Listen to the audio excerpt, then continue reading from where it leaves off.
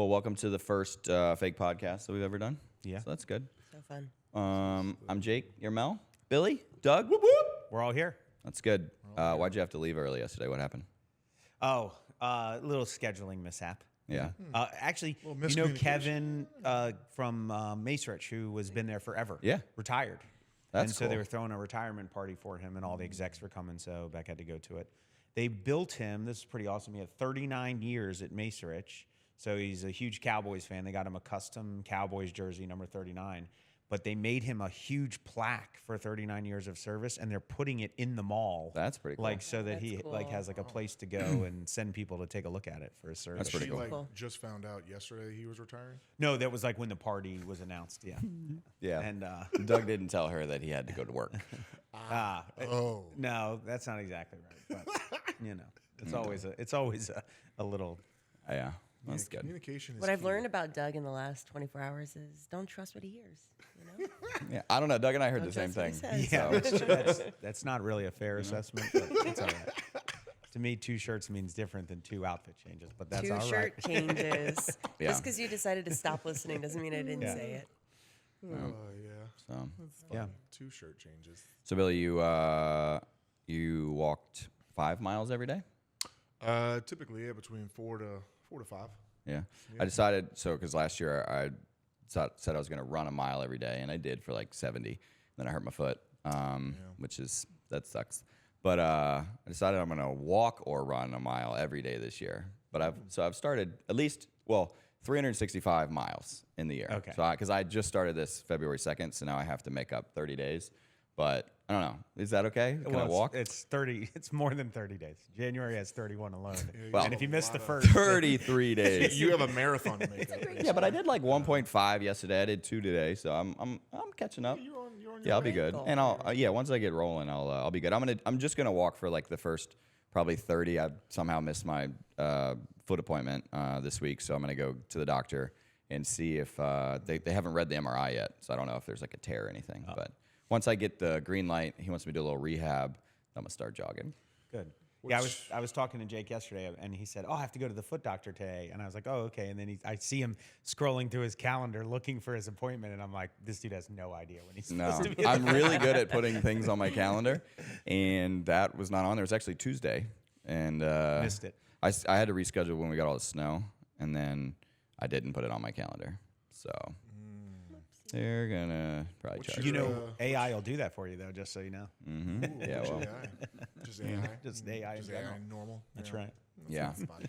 So I guess to start you with something would be, how's it been coming over to technology from where you came?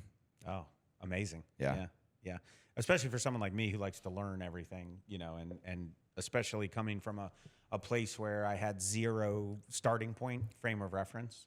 Not only, obviously, being friends with you guys for as long as I have, I understood, I was always following along what you were doing. But, there's always a joke, and I'm sure we'll cover this, of like, what did Jake and Billy do? Like, it was always like, even in the friend group, you'd be like, this lava company looks awesome, but I have no idea what they actually do, So learning the business side was one piece, right? Just understanding the relationships and what you guys do at Lava just in general. And then learning that at the same time as trying to pick up new technologies, new verbiage, even simple things of like how you think the internet works versus how it actually works, right? Like, so it's been super rewarding. Yeah. And you've been, we always talk about how insanely quick you've picked it all up. We're like, damn, this dude's like Rain Man, Billy's like, man, he understood pasta lines before I did, But and the other cool thing about coming from a completely different industry is that, especially in our world of like legacy telecom, now we're obviously doing a lot more than just telecom, but it's still kind of considered the telecom industry. And there's just a lot of ways that people have always done things or think that this is the way that it has to be. And I think Lava as a company, we've definitely broke down a lot of those barriers on our own, right? Because, I'm not really a fan of being told what to do necessarily. Right. Yeah. But you coming in completely blind, you're like, why not? And so you've been able to accomplish things that I don't think anybody expected us to get done, and it's coming from this, I don't know that we can't do it. Why not, right? And Yeah. it's been refreshing, I think. Well, I tell you, I mean, it all starts though with your guys' expertise, because I mean, I'll never just dive right in like you're talking about. So I'll kind of assess a situation and then come to you two and say, hey, Billy, what is this? What does this mean? Why have we done it this way? Or, Jake, what are my pitfalls here? Where are we going to run into something? What should I be looking for? So having your expertise in the building to back it up has made it super easy, because like you're saying, I don't understand why people have done things the way they've always done them when there are better ways to do it. And so you guys being just general disruptors, and then just adding me into the mix to be able to be like, let's just see what happens, has been awesome. Have any of you seen the NVIDIA CEO? He was asked a question recently, and there's this clip that's been going around the internet. The clip is something to the person asked, how would you attribute smartness? Or that was the question he answered. I think she asked, Who's the smartest person you've ever met? And he goes on to describe his answer to it. And he says something at one point that really struck me. He said, I think the smartest people in the future are going to be the ones who can see around the corner before it actually happens. And in the short period of time that I've gotten to know you, I think you're really good at that. You're really good at threading things together. So it's not just about the technology, but the way that you see how it all fits. So I'm curious what your take is on what's coming around the corner in tech. Yeah. Well, so thank you for that. I would also say that, in this particular example that we're talking about with lava, I couldn't do what I am doing without the basis that we have, and you've added a lot to that as well too, right? But around the corner for me is both terrifying, as I tell you guys all the time, and super exciting. I went from, in a matter of probably a week of actual living time on this earth, I went from, AI is far away, I'm not even going to start using it, to I've got to sell everything that I own that is not AI related and lean into it immediately, mainly just because these companies have such clear visions, actually. Like, that's what I don't think I understood, was that to me it was all AI assistance or AI, like transcribing and just sort of efficiencies in the market. But that's not really what it is at all. It's actually companies that are looking down the road and just getting further down the road faster than they ever have before. So for me, thinking about just even the difference of not, understanding programmatic AI or deterministic, right? Like an if-then model where you tell it, like, if you hear this, you do that, to now just listen to what people say and then respond on this general rule set, however you think Billy would respond or something. And, so even that little change that has happened in the last couple months is like revolutionary. Yeah. And what the interesting take that Jensen had in that question, because I saw that clip, was he said, I think if you think about the smartest people you know now or have known, it's the programmer, the engineer, the guy that can code, the person that's going to win Jeopardy, the person that knows trivia. And he said the interesting thing is that all of that is the first being replaced with AI. And so we're now eliminating all of those smart people, and now everybody has access to that instantly. And I think that's why people always say, well, plumbers and carpenters are going to be very high paying because you can't replace that with AI. But it was kind of an interesting take where, the smartest people that is actually what is being replaced with AI immediately. And so now it changes what's happening. Yeah, and think about, I'm going to throw this over to Billy for a second. Think about how many times, like, I'll have an idea or whatever, and I think we should do something, and then I have to come to you and be like, hey, I need you to call so-and-so and see if they're, if they'll do it, and what there's still, Billy's skill set is still so required, which is what you're talking about. It's that human-to-human strength where he's the only one that can get it across the finish line. Yeah. Yeah, and I think that is what my kind of biggest skill set is, the fact that I think people like working with me and doing business with me, and a lot of times it's because I'm a human. I'm not trying to sell them on something. I'm not ever calling them. I genuinely want to know about their family. I genuinely want to send them memes and send them reels of like just funny stuff, and like talk about work 5% of the time and then talk about fun stuff 95% of the time. So they know that when they're talking to me, they're not like, oh, this dude, his his number one notion is try to sell me something. I am genuinely trying to find out what is the problem with the business too, right? Like that's I think salespeople don't. They just come in and say, I'm all about here's what I do, here's my widget, here's how I can fix it, without even knowing what the problem is, right? And you can't really even try to solve the problem without knowing it. But you need to take the time to get to know the people and the processes and the tools that they have, and how can you make better use of a lot of those things. And then when you said, you'll come to me and, expertise, I think everybody knows I'm not the smartest guy in the world. But like, when you come, I'm like, hey, let me Google that real quick. Like Google's your friend. Like you just you can find out information. Your new best friend, ChatGPT. It's my new best friend. Like, well, I think what's easy. cool about you also is like while you spend time trying to understand what is the problem for the business, you also spend a lot of time trying to figure out what's the problem with LSU. And I think that there's a lot of people that really appreciate that, like getting to see you now supporting so many customers in Louisiana.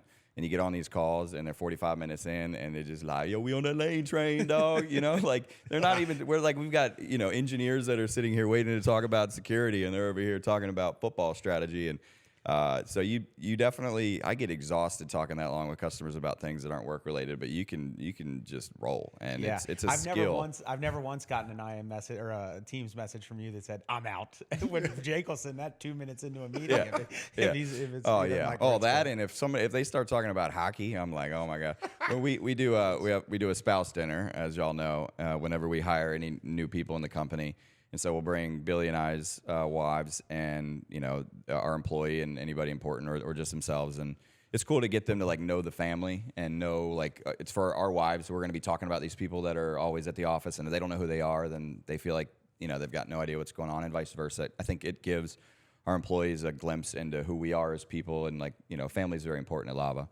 But, when we hired Ryan, who his whole life is hockey as well. He's a hockey coach, and his kids play hockey.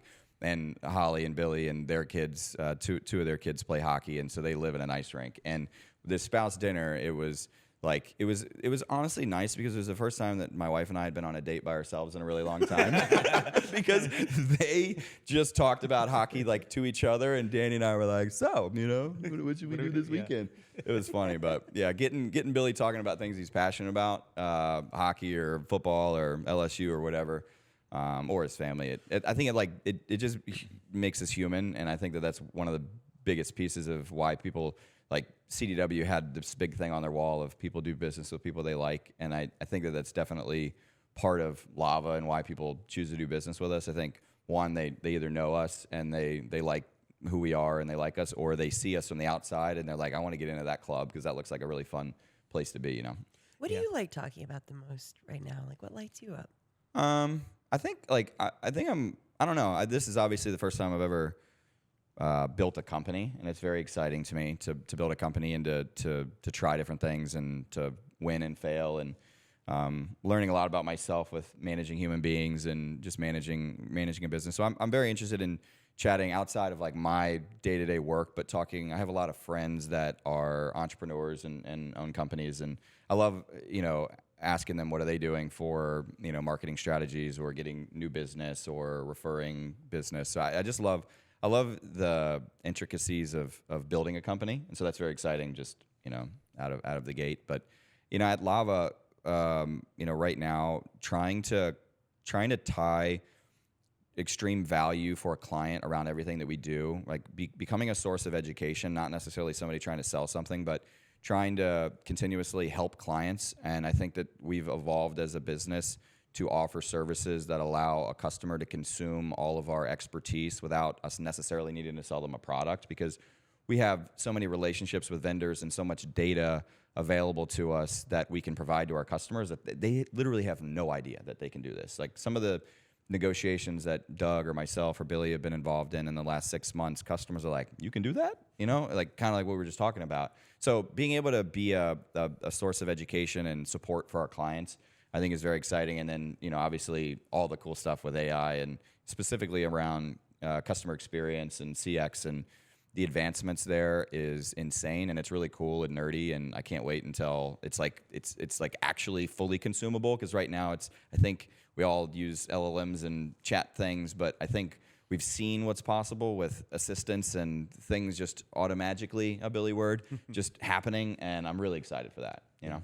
And that always makes me think, Billy, just like think about, how great in this industry your career has been, but to think you've probably seen it change more of what you're doing now versus what you were doing when you started than almost anyone that's ever done it, really, right?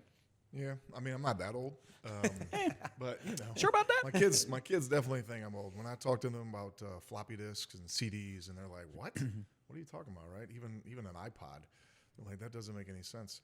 Yeah, I mean, the evolution of selling widgets and selling hardware and selling all these things to now moving to cloud, now moving to like what is the next art of the possible, right? The fact that we are running out of data center space and people are struggling to find where can I put my data, right? Like where can I actually house all of my data, and that is a good problem to have for the industry, but it's also a very bad problem. Like data is the new oil, right? That was like 5 years ago. Like AI is now the new data. Like how do you make sense of that data immediately, and how can you use that data to then turn a profit because you're utilizing that data to make sure you're getting what the customer needs? So like it is evolved, and it's just everything is so much faster. Like every decision making is faster, and that is one thing that we bring to the table is the fact that customers don't have to sit between 30 presentations anymore, between 30 sales reps trying to sell them on shit that ain't probably going to work for them, right? We cut through all that noise and be like, dude, you need to talk to these two folks, and that's it, right? So like it has helped just evolve the selling motion and also how you're helping customers, because again, like a lot of that data is out there, but there is a lot of data, and try to make sense of that data is pretty interesting. But yeah, it's the landscape has changed quite a bit. And like I know from your world, I'm very interested. You are one that also did not come from a technical background, technical world. I would love to see even just your short stint, 3 years ish. What have you seen from your side of the world too? I came over from a company called Avant, who is one of our core partners.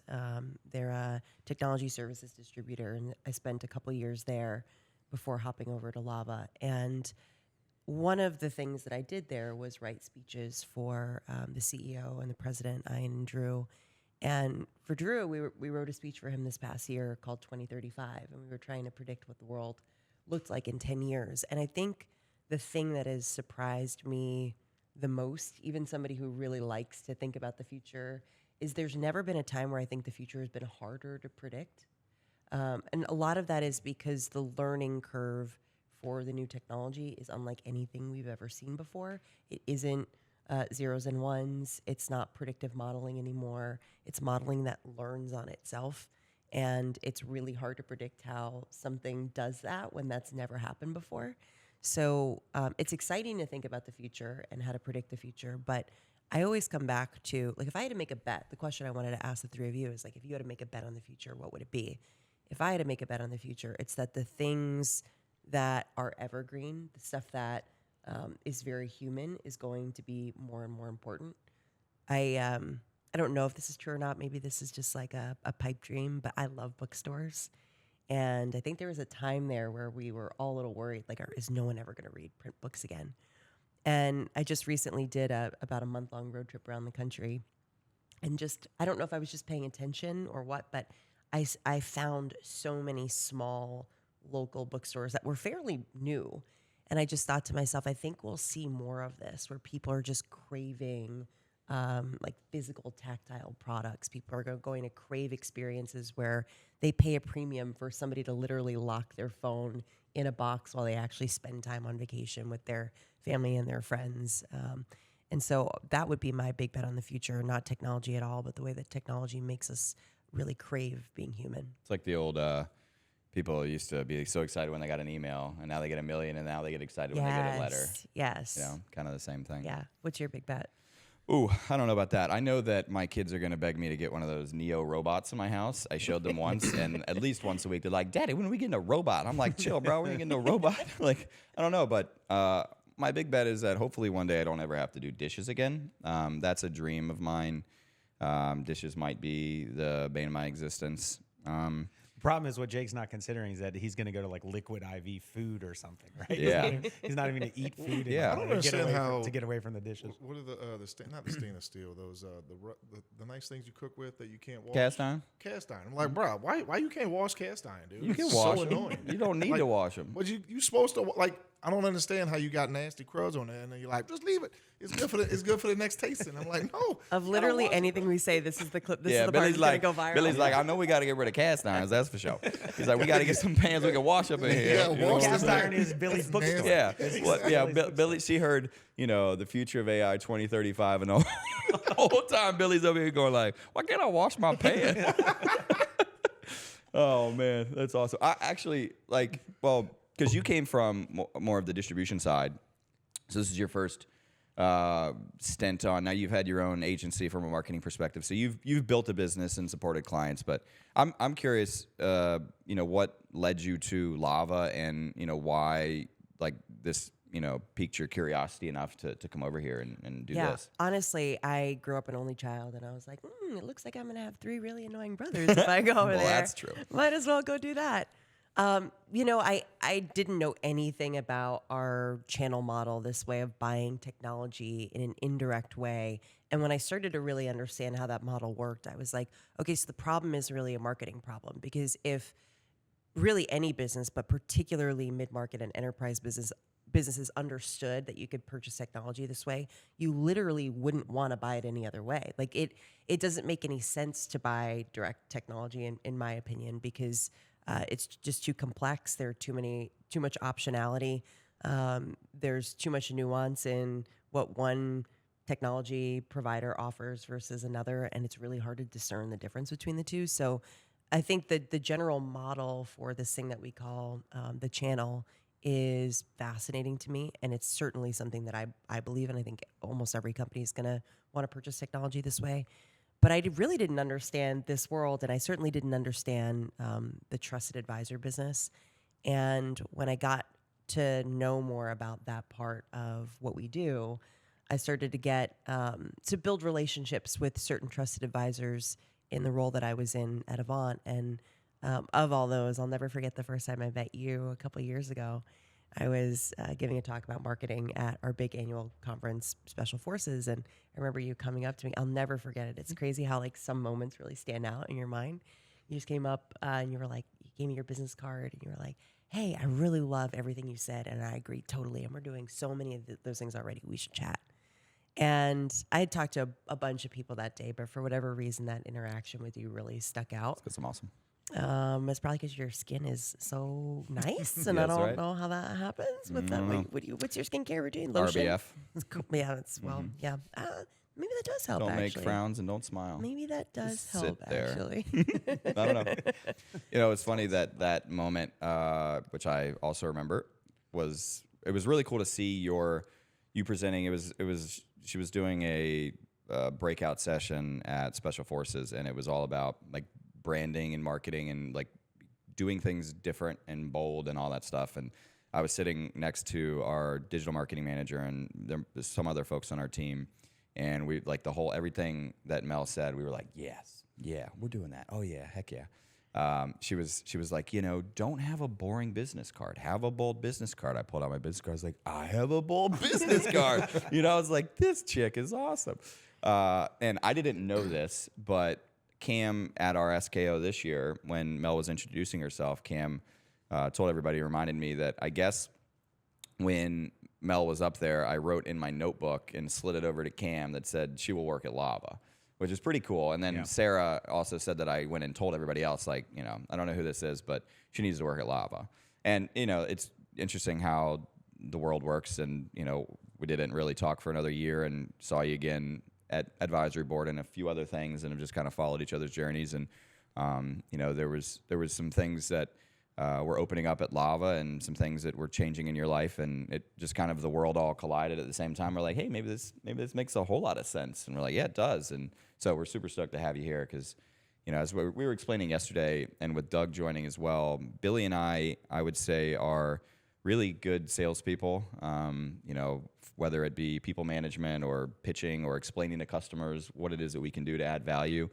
But building a business is really hard, and moving the needle is hard. And I think a lot of times, business owners, they try to do everything, and they're really not good at everything. They're good at certain things, and they might have a vision, and sometimes there's failure on execution. And Billy and I have both tried to do and have taken leadership courses. We got that certificate from Harvard, though. Nice. Yeah, we went to Harvard, so holla at your boy. But not LSU. I know that's considered Harvard of the South. Harvard of the South. We went to the real Harvard. The real Harvard. But so we've taken strides, and we've both grown significantly as people in leadership and business. But there's just a time when you're building a company that you're like, I just don't know if I can take it any further than this, and maybe not the business itself, but in different areas or departments or whatever. And bringing Doug on to run sales for us has had an immediate impact in the business.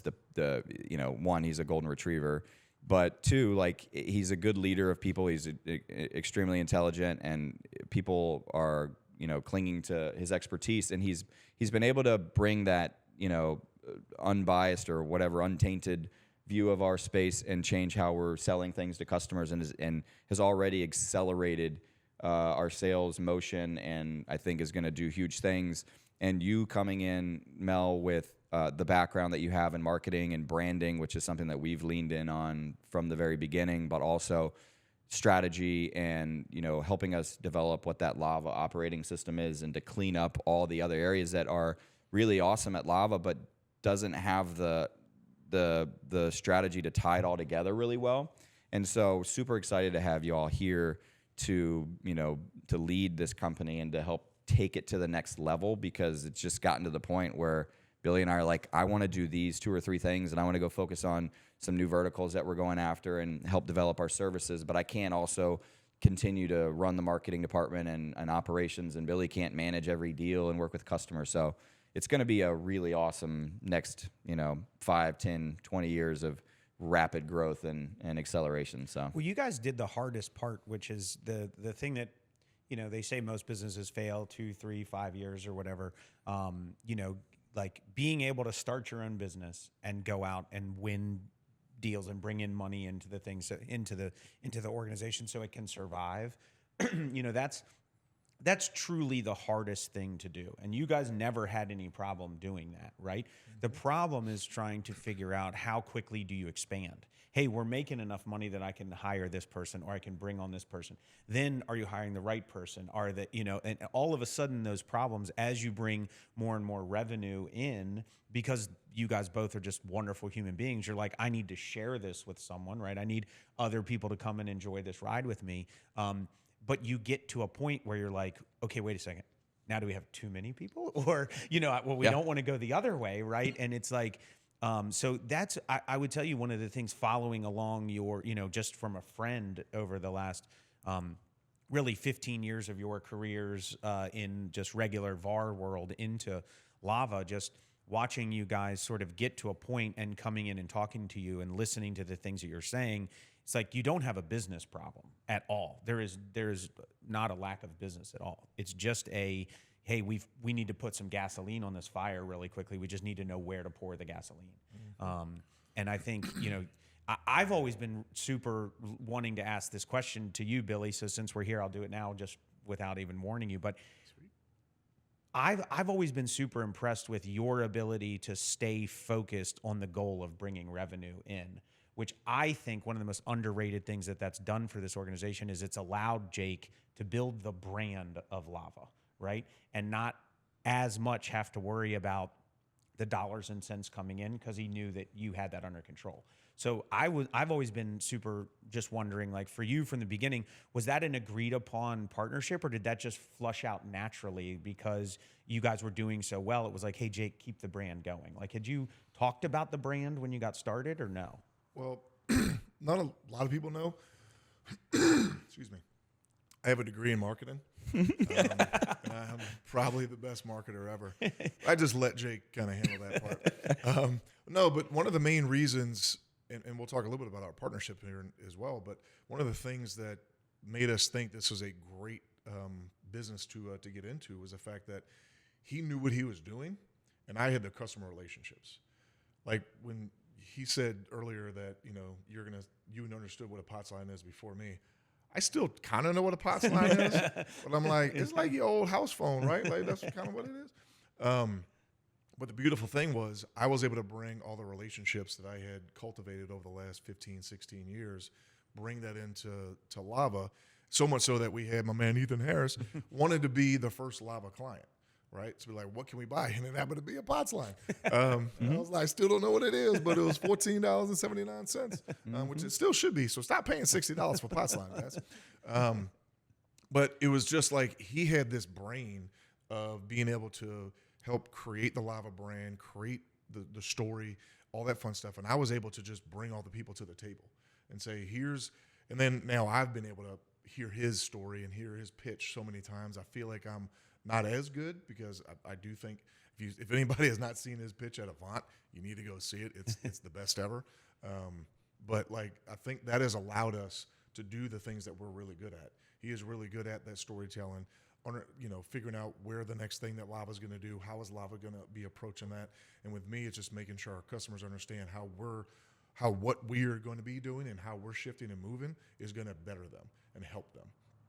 And with those relationships that we've been able to cultivate, not only with the customers that we have, but also with the referral partners that we have, because our referral partner ecosystem is growing massively, and that is kind of the next evolution of Lava, going all in with our referral partners and making sure that we're taking care of their clients, because we obviously can't ever mess up those relationships for that they've cultivated themselves, which is, again, has allowed him to just keep on brand, keep building out our empire. Like to your point earlier of, people don't really, my family kind of knows what I do. My friends are like, I just want to work for Lava. Like, can I just come over and work for Lava? I'm like, well, what do you do? They're like, well, I'm like an accounting person. I'm like, well, I don't think I need an accountant just yet. Right? We have bookkeepers and stuff like that that we pay. But it's just like people just want to be part of that story, because to everybody out there, like Lava is this enormous organization. And we are, like, we think our brand is out there, but in reality, we're a smaller organization that just does big things. Yeah. When we first, so like Billy and I's relationship has been phenomenal since the get go, and I mean you talked about it at our SKO. It's very unique, right? People partnerships are difficult. Business is hard. It's stressful. It's like a marriage. Billy and I, there's so many things that people don't understand on the outside of looking in at Lava. Is a lot of it's luck, right? Lucky to have met Billy and, to be on this journey. But like even like the name Lava, Louisiana, Virginia, right? Like that's cool. I think being the, next generation advisory services consulting practice, like, I don't know, that's a great name. I think Lava, which has nothing to do with technology, is fun and short. And I think that that's part of a brand, Coke or whatever. Then the color orange, which I didn't know when we were creating this, but it's the most recognizable color to the human eye. And we got lucky with that because when I first built the logo, I put it together and I sent it to Billy. And it was red because when I think of lava, I think of volcanic lava flowing, and it's red. And I sent it to Billy, and I was like, hey, what do you think about this logo? He like, ooh, we can't have no red logo, bro. He said, Alabama. And I'm like, oh, well, okay. He's like, yeah, we ain't doing no red. I was like, well, back to the drawing board. So I was like, lava orange. And so I found that Porsche has a 911 color called lava orange. And so, like, that was complete accident and luck. And, there's lots of cool things that happen with luck and manifestation, I believe, that make things the way they are. But there's been a lot of, when Billy and I first started, and we've done this a few times, but mostly in the first year, we sat down and identified, like I remember one session early on where we sat in a conference room and we wrote down our strengths and weaknesses, right?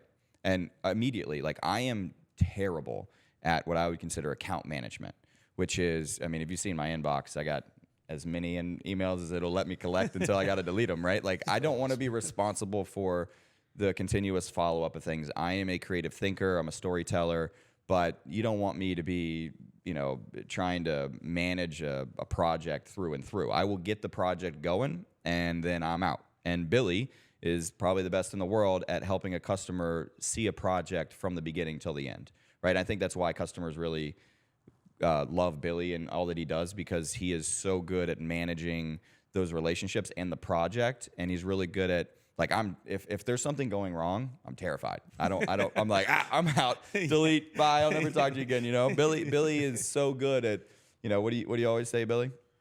With bad news. Oh yeah.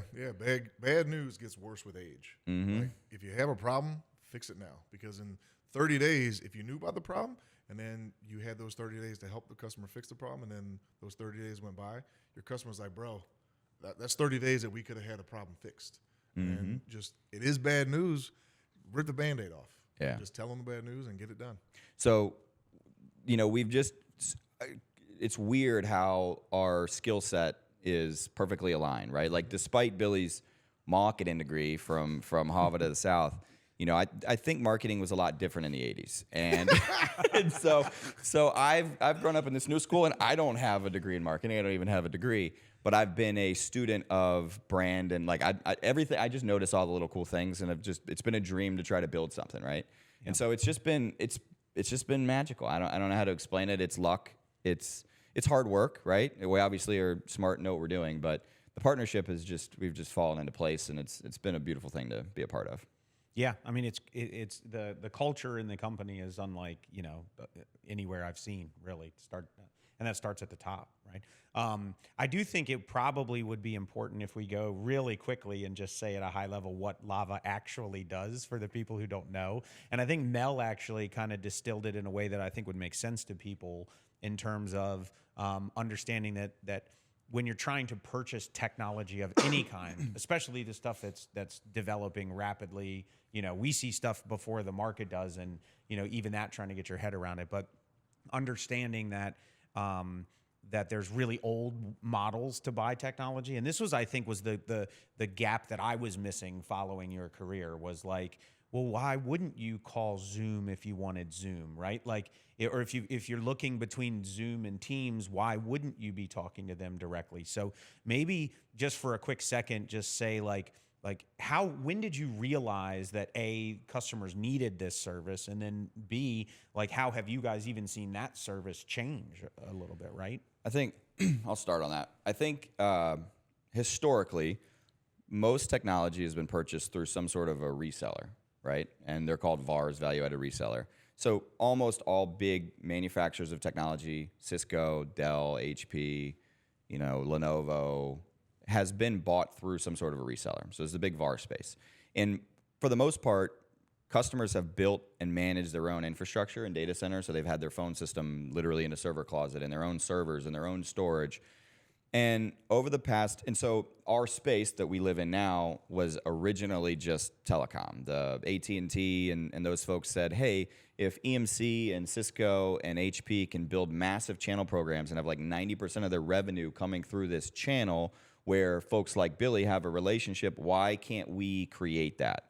Well, it's a little bit more complicated because I can't go resell internet services without dealing with, you know, becoming a, you know, CLEC and all that stuff.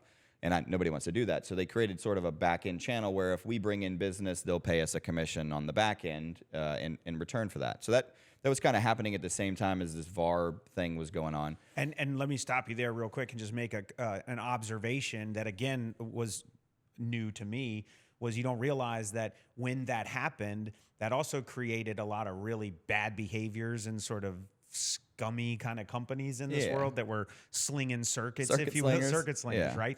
Where, so it also as they were hoping it would create really good partnerships and relationships, it's also made Lava's job a little bit harder, because it is interesting. You'll come across people who say, oh, I know you guys are just trying to broker my internet service. And it's like, oh, you've had a bad experience somewhere along the way, right? So yeah, no, 100%. So there's a whole chat on that specifically. But so what happened so Billy was at one of the biggest VARs in the world, CDW, and I joined there a little bit after him.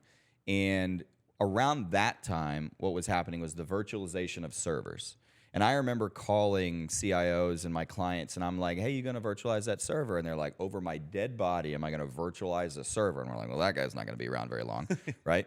And then along comes this whole hosted VoIP and cloud phone system solution that was out there. And I remember calling customers about that. And I'm like, hey, you heard about this whole, hosted VoIP and putting your phone system in the cloud, and like, over my dead body, am I going to put my phone system in the cloud? And there's still a lot that are lagging in that. I think historically, like healthcare and legal has been behind in that a little bit. But you started to see this shift happen.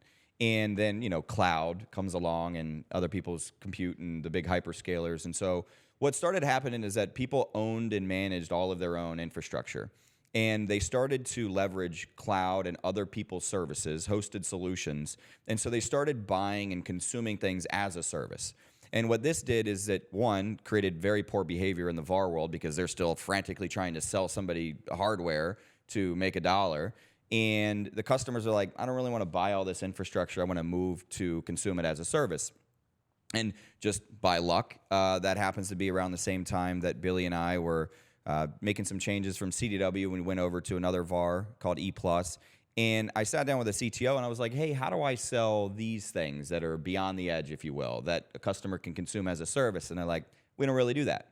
And so I brought Avant, where Mel came from, which is, I've known those folks for a long time, a lot of ex-AT&T and CDW people, and said they created this distribution business where I could have one contract with them and I could immediately be able to sell all of these as a service solutions.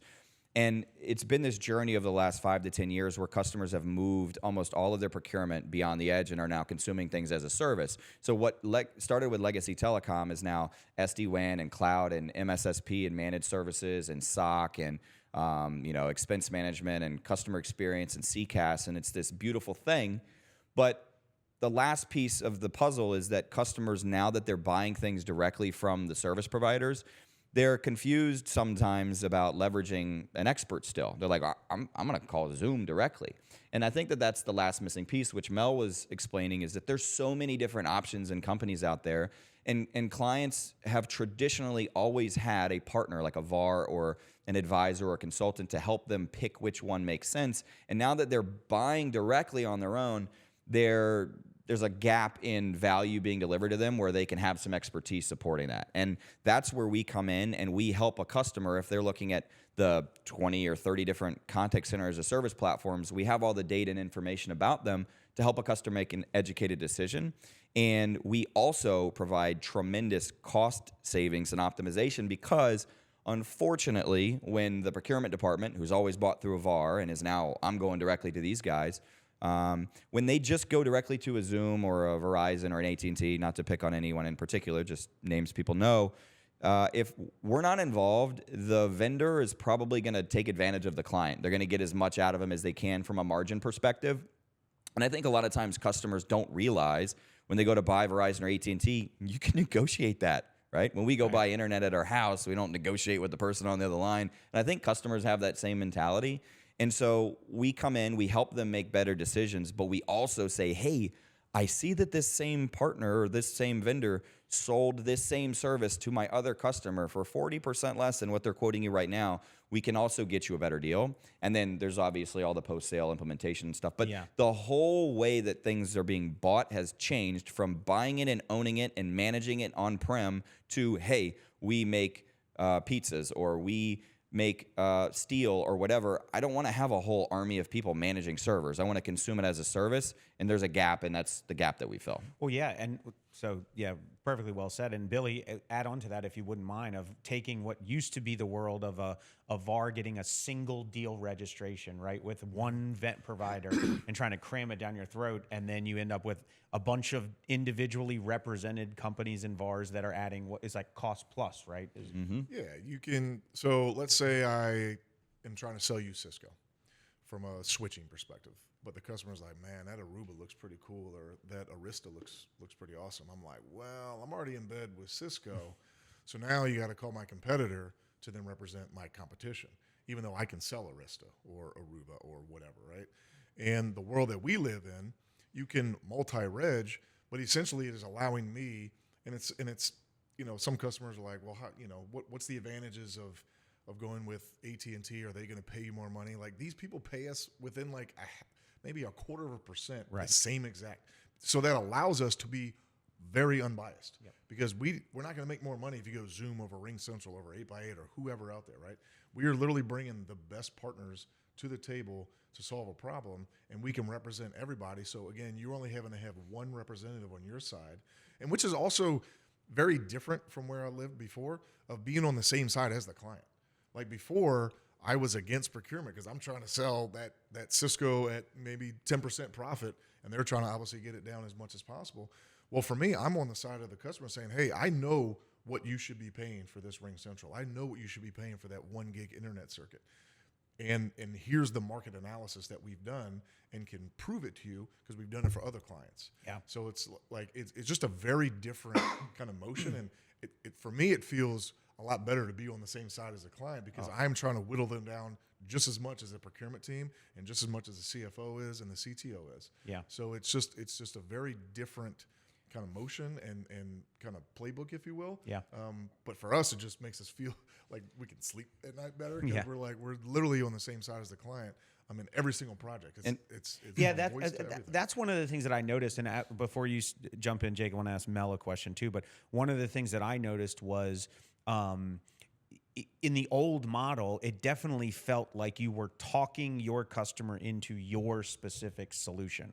Whereas in this new model with Lava, it's here's all the solutions. Let's evaluate them on the same set of circumstances and just figure out which one or two is the best. And then let's beat them both up as bad as we can beat them up to get you the best value and the best solution that you need. Very different than the old way, which is cool. So and Mel, the question I have for you is when you were at Avant, you were helping the Lavas of the world be better at understanding that motion. So think about, I'd love to ask you, what were you working on before you came here, and what are you mentally bringing over that's like, I love to see what Lava's doing because this is what we've been talking about at Avant for so long.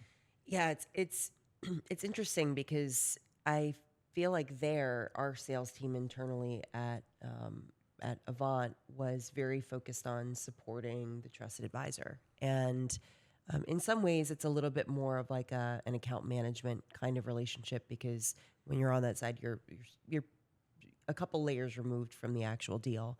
So I came to understand one of my roles there was training our sales team and rebuilding our sales motion.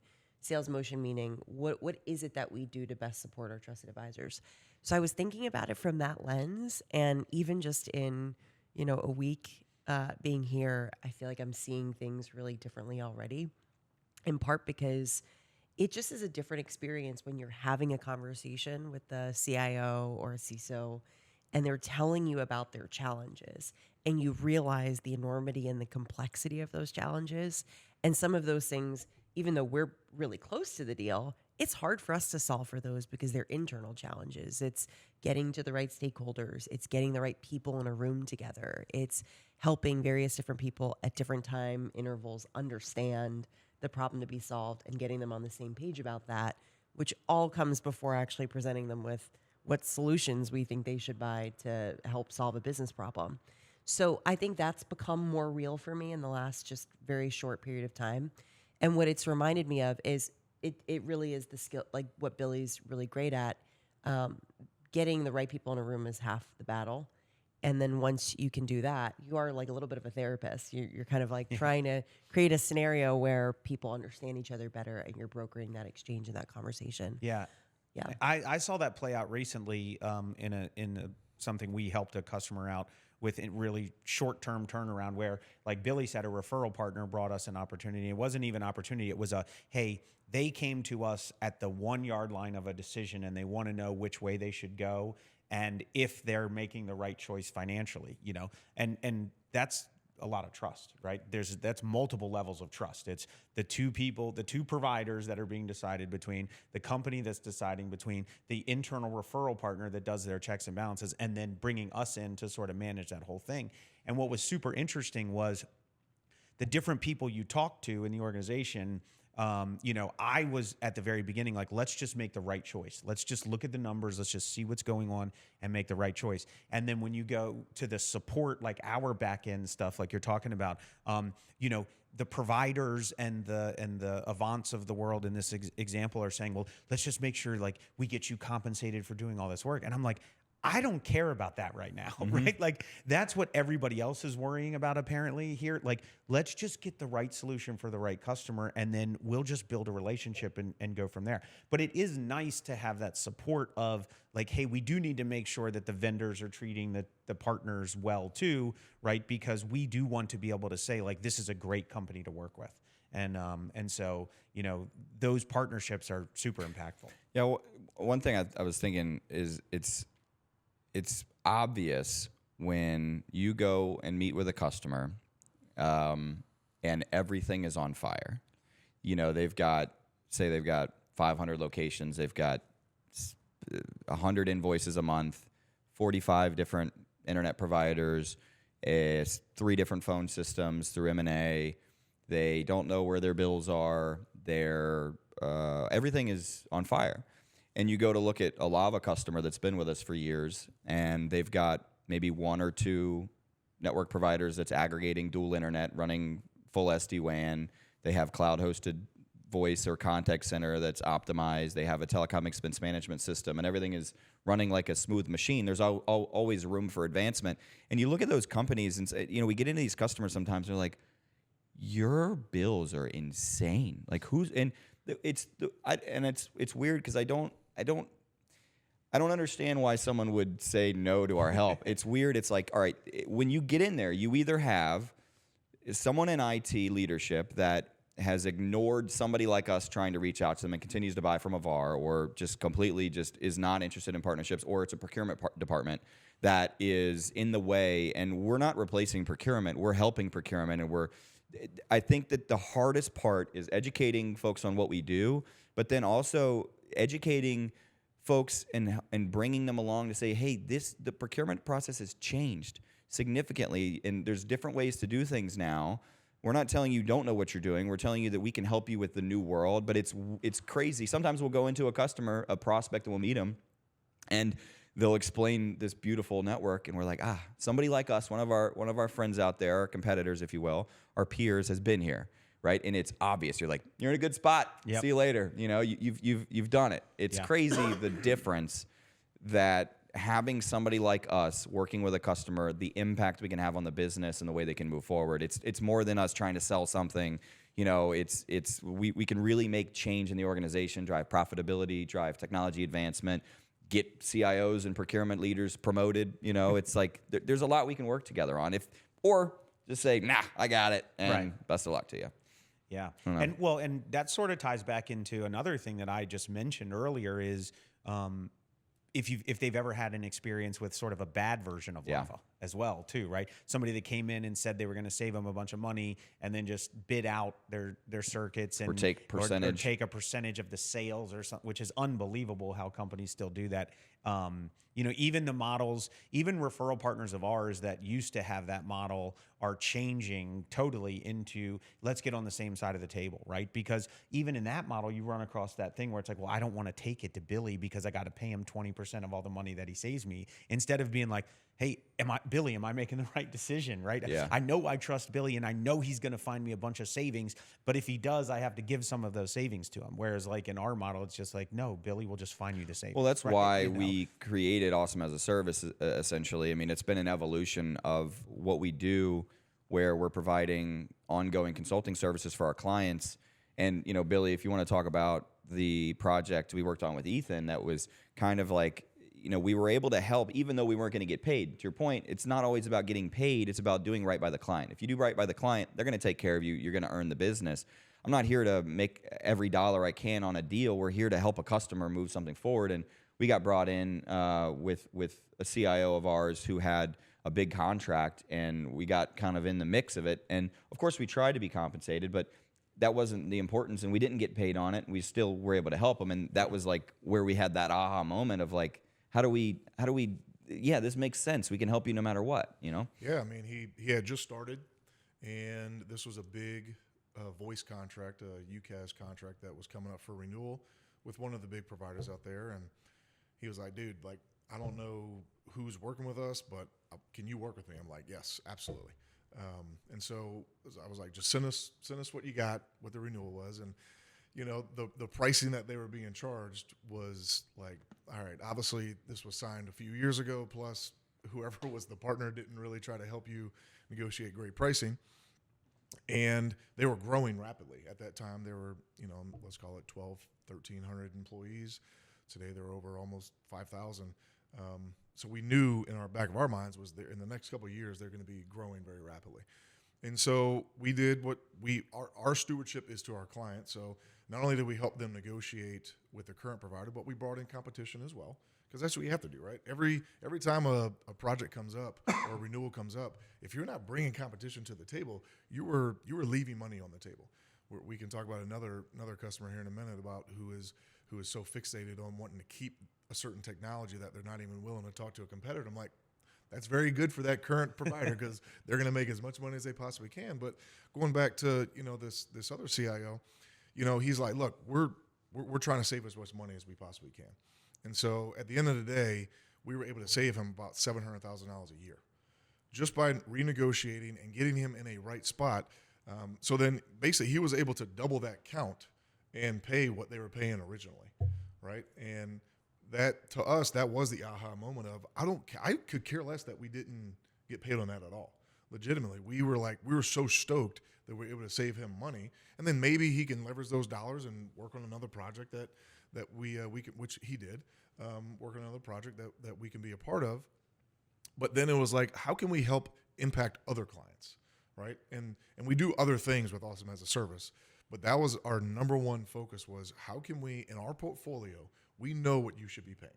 Like I know, we still talk to all kinds of procurement folks who are like, I'm going to get the best deal. I'm like, I got it. I understand you think you're going to get the best deal, and we hope you are because we will be a part of it, and we know what you should be paying. And so we just had that, to Jake's point, that like light bulb of, all right, why aren't we doing this for every single client that we're working with, right? Instead of going to X colo provider and talking about what that renewal should look like, let's bring that through us. Let's make sure we're bringing competition. And also let's not do that a month before. Right. Because a month before, guess what? You're not really going to get a good deal. The vendor knows you're not going to make a change. Right. Like that one, if for the math, for the folks out there, doubled the user count for the same price, which I call that a 50% discount on what they were paying, which is insane for a very well-known, very large, cloud voice platform for a very large enterprise customer.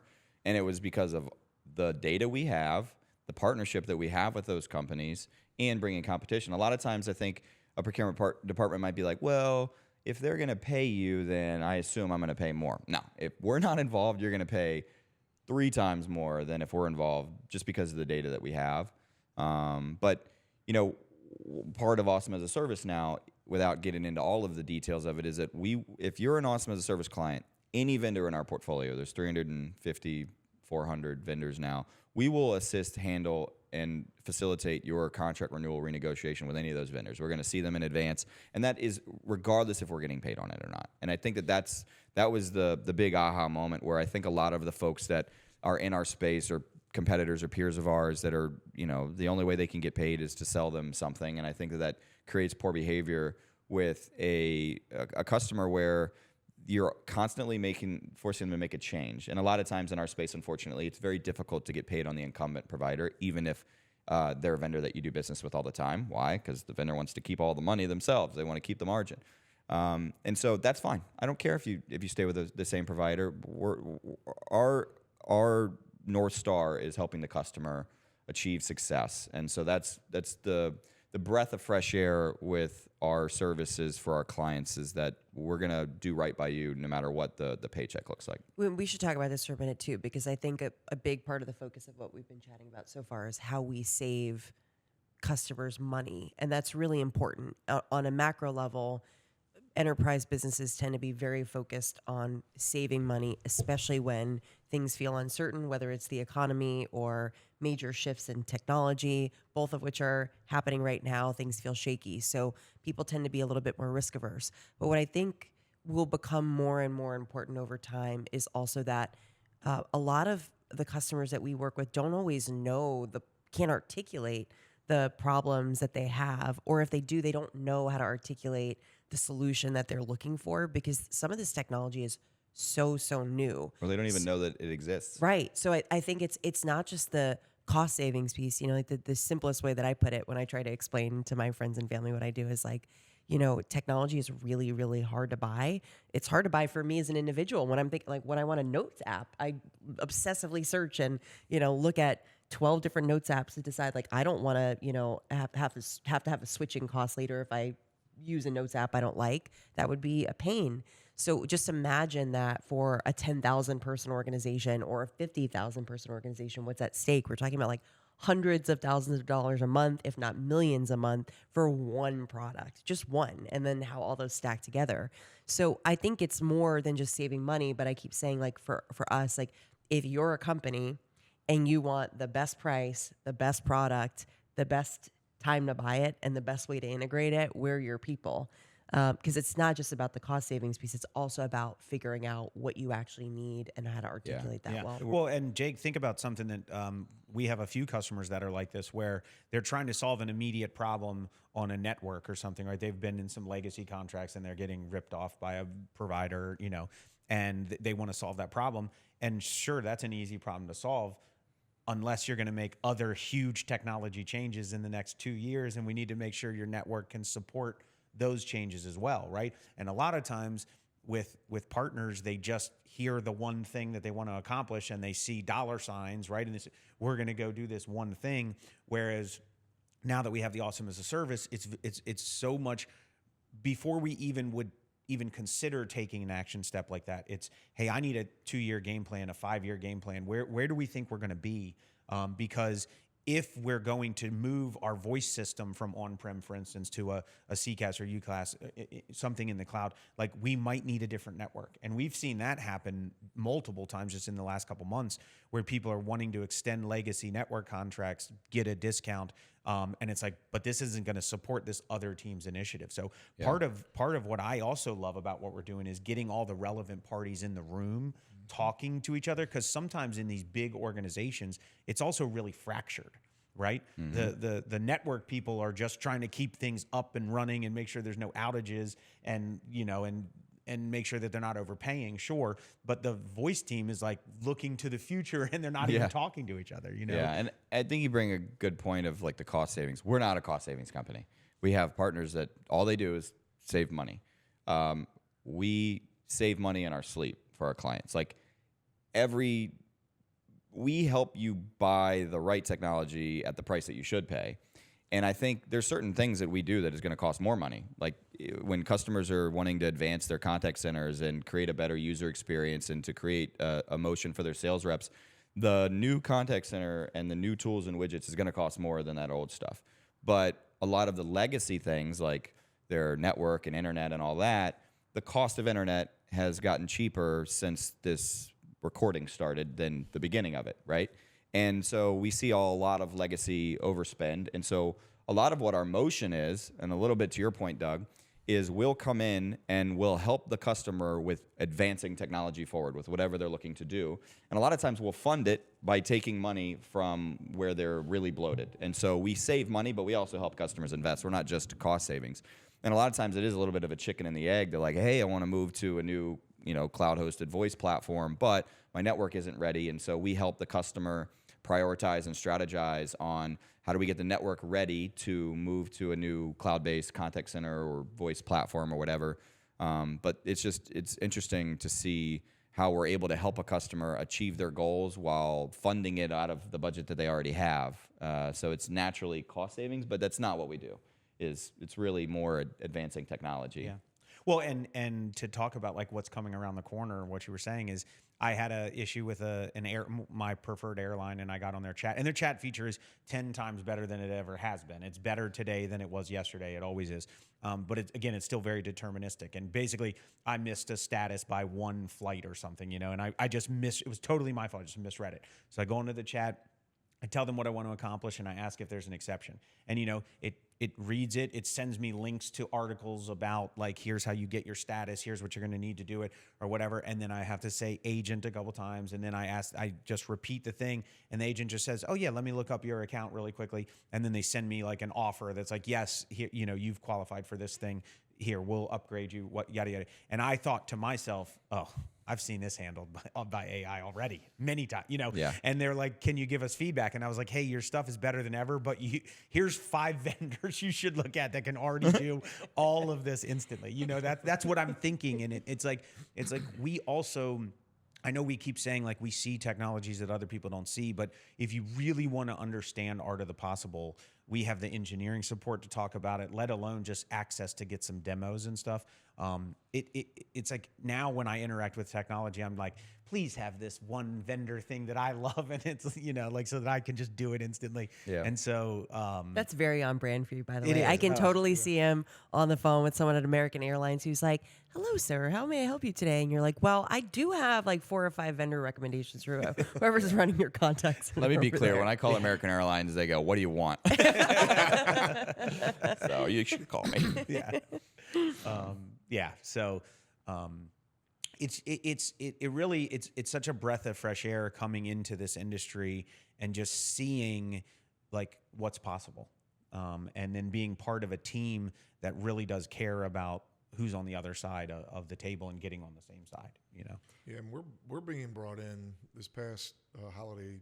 I was able to go down in Louisiana and visit a client, and they asked us to come in for a full day. They wanted me 2 days. I couldn't, just timing perspective, I couldn't make it, but wanted to sit in on their IT leadership meeting for the entire day because they were talking about their North Star and what they're looking to do and how they're looking to accomplish their goals in the next 2 to 5 years. And to be able to be brought in as just a true partner, that is what I would consider a true partnership between our organizations, is letting us come in. 5 years ago, you would never let a vendor come in your room and sit there and listen to everything that you're talking about for the vision for the next 5 years. And now it's because we do sit on their side and they know that we're not going to just be trying to sell them NetApp or Pure Storage or whatever vendor A might be bringing us to the table. We're literally looking at how can we help impact patient experience, customer experience, and help them potentially become a revenue maker for their organization, right? So, we've now been asked by 2 other clients to do the same thing, sitting in their Q1 leadership meeting to talk about the rest of the year and future. So that's something we're going to start being a little bit more bullish on. Like, hey, let's sit in these meetings as a fly on the wall. I spoke up for maybe 5 minutes that entire time, but it was just, they just wanted us to hear what they're looking to do and then come back to them with some recommendations and some options to talk through. So it's that is a little bit different than I've even experienced. Like when I was working at the big bars, they would absolutely never let me come in there and sit down and just take all the notes. Be like, ooh, all right, let's tell them all these switches and let me some of these licenses. And I love that you said that because one of the things I'm the most excited for being at Lava is I think there's a lot that our team can do for the customers that we serve, but there's also something to be said for being the team of people that connects the CIOs and the C-suite level leaders to each other. And I would love to talk, like one of the things I'm most excited for this year is our As a Service World event. It's our inaugural event. We're doing it in September this year in Tysons, Virginia. I'm really excited about it. So I would love for the 3 of you to, just because it's our first time doing this, like what part of it, when you think about the vision for what it's going to be, are you most looking forward to? Well, so that's on our next episode. like and subscribe, guys. We're doing a shirt change. So we've always hosted a big event every year, like a customer appreciation event. It's been a crawfish boil. We've had hundreds of people there. It's exciting. Clients are able to bring their family and friends sometimes, and their kids, and occasionally a dog will show up. I think Doug brought his dog last year.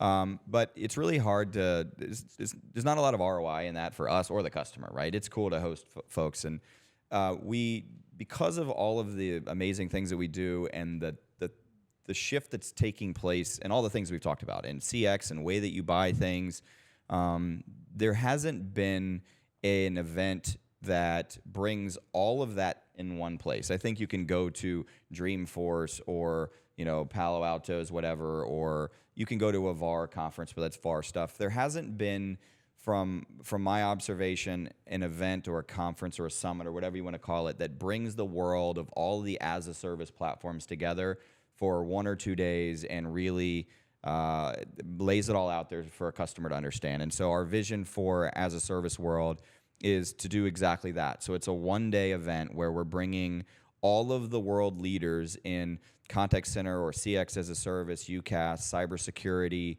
networking, cloud, infrastructure.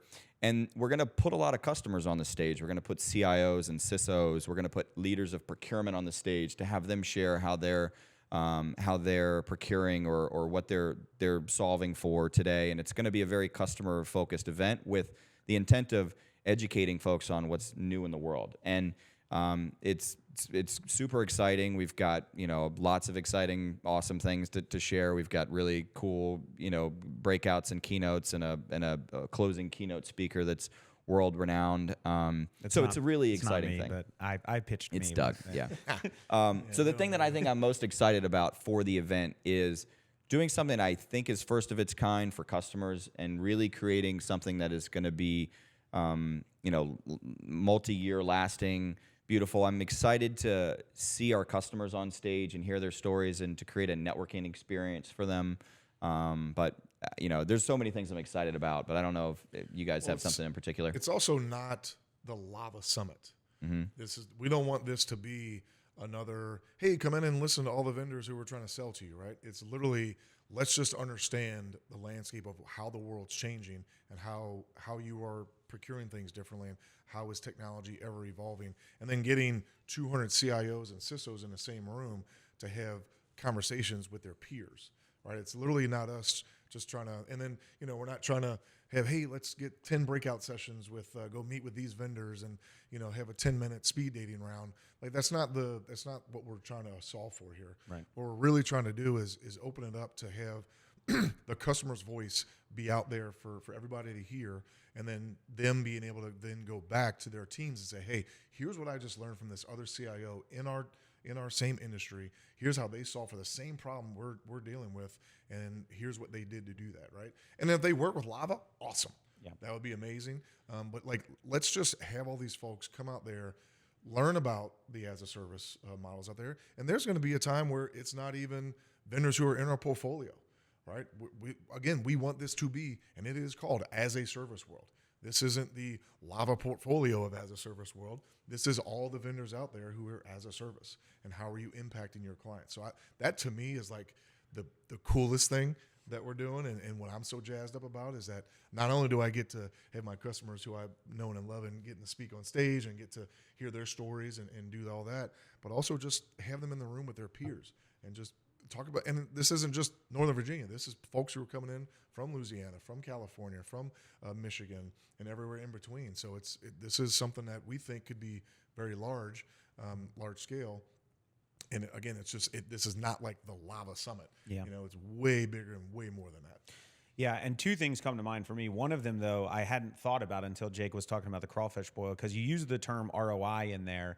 And what's so, again, not to be a total Lava fanboy here, but what is very nice about the way that you think about this is, it wasn't like the crawfish boil was a super. I know it costs a lot of money to put it on, but there's always vendors that want to get in front of you and want to say, hey, how can I spend money with you to do events and stuff. And so, but what was really interesting was when we were talking about the term ROI, what leading up to this event was, hey, we want our customers, our people who come and count on us to get ROI. Mm-hmm. We want our vendors who want to be in front of people just to show off their technologies to have ROI. It's not a Lava wants ROI thing, right? It's like hey, we are all a team here trying to help. And so it was really interesting. The first meeting I was on, the definition of ROI is not what you typically think it would be, where it's like, we just want the event paid for. We got to make money on the event. Right. Yeah. It's we want every single person. We understand on one level of another, there's an investment for every person that walks in that door, whether that's their personal time or their personal money or their company's money to be there. We want them to get something from it. So that was really eye-opening for me. But then, of course, as I have, am completely obsessed with the AI world, I am looking forward to showing off some really cool stuff that people have never seen before and letting people play with it, and just like I can't even guess where we're going to be in September from technology. You know, where we were from December, from where I first saw some of these technologies, to even now at the beginning of February is growing. Even one of the people I was on a call the other day, and I was trying to talk to them about how I wanted to use some of their technology, and he was like, "Oh yeah, you know, you're talking about like basically programming AI agents to train like AI agents, and like we're working on that." And I was like, well, no, actually, I didn't even think that's what I was talking about, me training AI agents. But if you think I can train an AI agent to train an AI agent or something like this, sounds even better than I thought it'd be. You know, and that's 1 week between different conversations and just adding someone new to the thing. So for our customers and for CIOs and for CISOs, like any problem that you think you might need to solve in the next 3 to 5 years, you're likely going to see or hear about something you didn't even know that existed yet. And that is super exciting to me, to just think about all the conversations I'm going to get to have. So yeah, it's really cool. It's going to be world-class learning. It's going to be world-class technology providers. But the thing that I'm looking forward to the most is that a year after our first, when we're doing our second as a service world, that we see how many of the CIOs and CISOs are now thought partners for each other and have become friends and built relationships with each other. That's what I'm looking forward to the most. World-class T-shirts. World-class swag for sure. Yeah. Well, and even just think about the relationship we've built with some of our CIO and CISO partners that will talk to any potential customer of ours. Hey, if anybody wants to have a reference or talk to somebody that we work with, like we'll connect you with C-suite individuals who use our services every day, and they'll tell it to you from their perspective. And not a lot of companies can do that. Not a lot of companies have enough guts to do a good enough job to even ask for that, right? That ask is not easy. We publish it. We publish it, right? And they go and those people go in the world and say, we are on their advisory board. We're helping them make good decisions. And so, you know, there's just nobody doing what we're doing. And I think that as a service world, it's just an extension of that. It's just taking our ideology of helping people and putting it in front of as many people as we think we can do at one time, you know, and then each year trying to grow it. Yeah. Can't wait. See you there. Technology is not the funnest thing to talk about for people that aren't in technology, but, you know, obviously you can see we're passionate about it, and we wanted to just give our partners, our potential partners, and really anybody who needs assistance a forum where they could take as much or as little information from us as possible, especially if you're considering working with us and you want to just learn more about us. We sort of want this to be that format. So, you know, questions, if anybody ever sends us any questions that they want us to talk about on the podcast, we'll do that as well. But I think we're excited. Yeah. info@lavats.com all day. All night. Yeah. Oh, shit. I'm going to get sued by Joe Rogan now. All right. We got to go. Yeah. See you guys. Bye. Bye.